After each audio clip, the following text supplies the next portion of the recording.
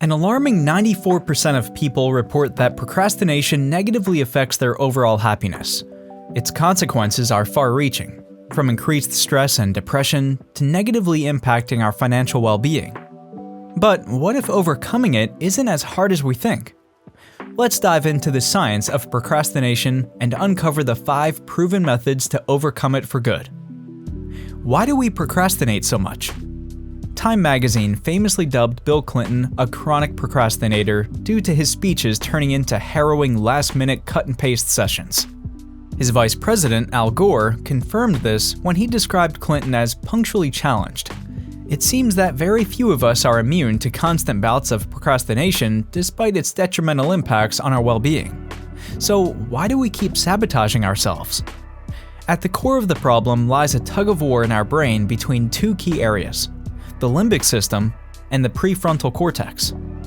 The limbic system, often referred to as the brain's emotional center, is responsible for our basic survival instincts and drives emotions such as pleasure, fear, and anger.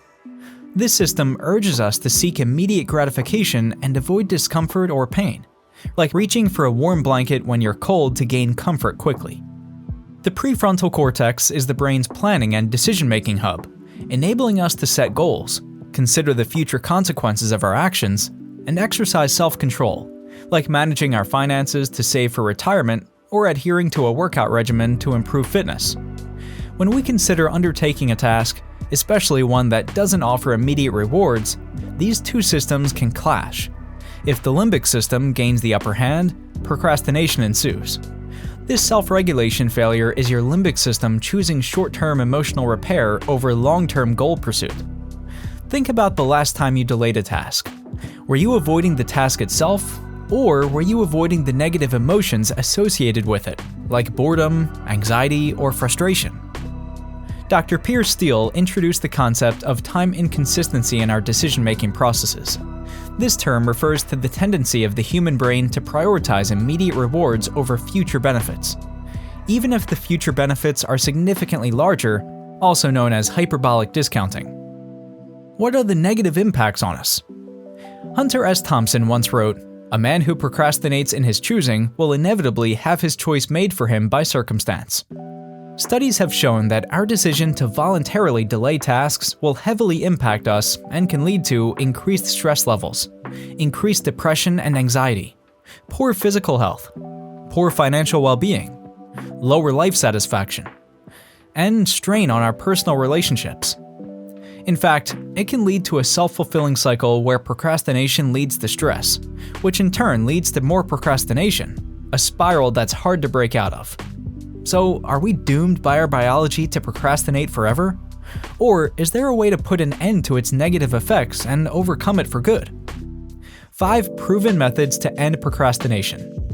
Thankfully, there has been a lot of academic research over many decades around the topic of procrastination. Here are the most effective science-backed strategies to help us defeat it. 1. The 10-minute rule. One of the most effective ways to break the procrastination cycle is to just start and commit to working on the task for only 10 minutes. This technique leverages the Zeigarnik effect, a psychological phenomenon where we remember uncompleted tasks better than completed ones. If you still don't want to continue after 10 minutes, you can stop. But by starting the task, it creates a cognitive tension that our brain seeks to resolve, making us more likely to keep going. Also, most people find that once they've started, the task isn't as daunting as they imagined, and they continue working. Dr. Tim Peichel, a leading researcher in procrastination psychology at Carleton University, emphasizes that action comes before motivation. So waiting for the perfect time or the right mood means that you could be waiting indefinitely. By taking that first small step, we reduce psychological barriers and gain momentum. 2. Make it manageable and achievable. Often, we procrastinate because a task seems overwhelming. Breaking it down into smaller, manageable steps can make it less intimidating. Instead of just writing down a to-do item called "Complete the project," your to-do list should say "Draft project outline," "Research topic A," "Write section 1," and so on. Being realistic about time is crucial. Allocate specific time slots for these smaller tasks and focus on completing them one at a time. This approach not only makes the task more approachable, but also provides a sense of accomplishment with each completed step. 3. Zero distractions. A study from the University of California, Irvine found that it takes an average of 23 minutes to refocus after a distraction. Our environment plays a significant role in our ability to focus. Reducing temptations and distractions can dramatically improve our productivity. Minimizing interruptions can therefore significantly enhance productivity. This might mean turning off notifications on your phone, using website blockers for distracting sites, or creating a dedicated workspace free from interruptions. Addressing task aversion is also important. If a task is unpleasant, we're more likely to seek distractions.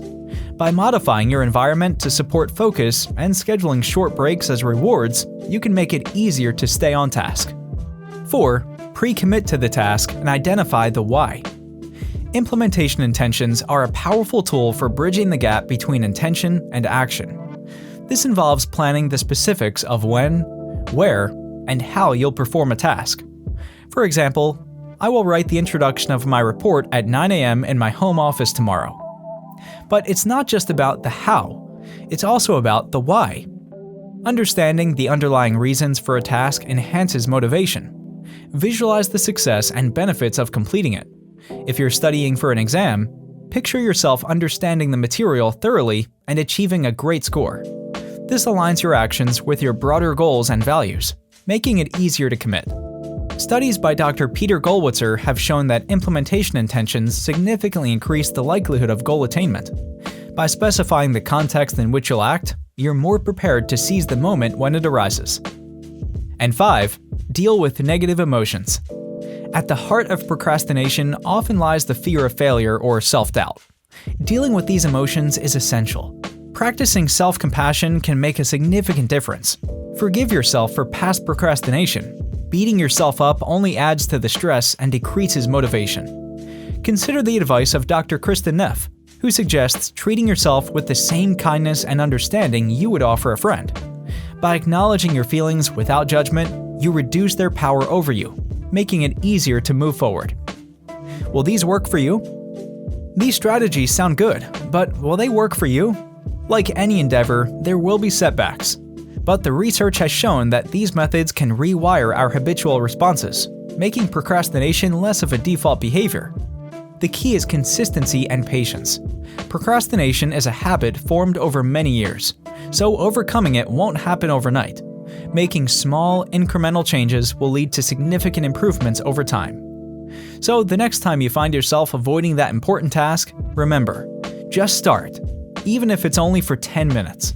Break it down to achievable subtasks, eliminate all distractions, commit to the why, and be kind to yourself. Thanks for watching. Stay curious and subscribe to our channel for more sciencey stuff.